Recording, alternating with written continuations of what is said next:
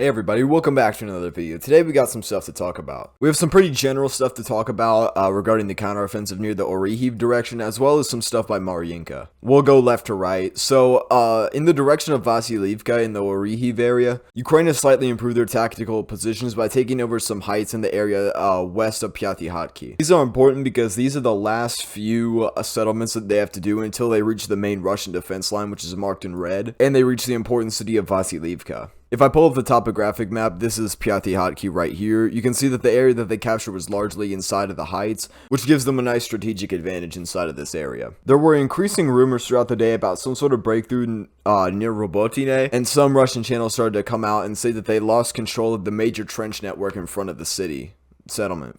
This would be a big deal because the Robotine area is one of the weaker areas of the front, and aside from a couple fortifications that Russia has along this road, there's no known ones up until the main defense line, and it is generally weaker around this area. And the important thing about Robotine is that it's the stepping stone into Tokmak, and then Tokmak is important because it's the stepping stone to literally everywhere else. Russia has a massive ring of fortifications around the city along every road because this is the one that they don't want to lose because it would completely collapse the whole front. I think the loss of the trench network was pretty much confirmed, but we're gonna have to wait to see any sort of visual evidence of that. Ukraine has been improving their position by Huliapole a bit. They took over some new area up by Marfopil, as well as taking over Drozhyanka. If they're able to push past Kostiantynivka, they can reach the main Russian defense line at Polohi, which is one of the other big hubs like Tokmak, except it's a little further in and would be easier to patch up for a breakthrough. But Polohi's the main supply hub of the entire Huliapole direction for Russia. Doesn't look like there's been any news about the Velika Novosilka direction,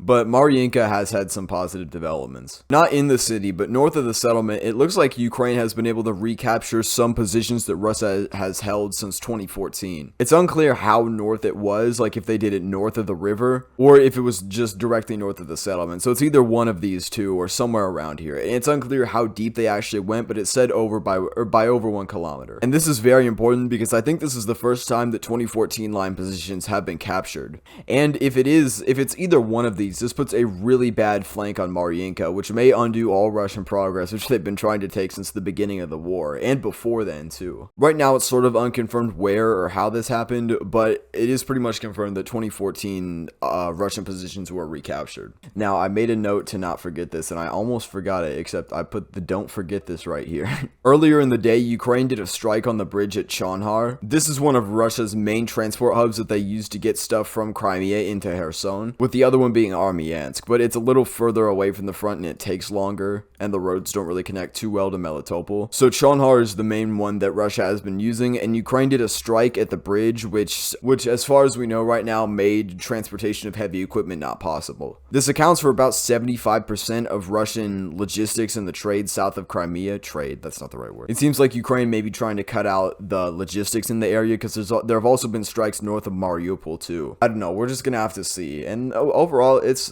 been a day. Alright, I'll see you guys later.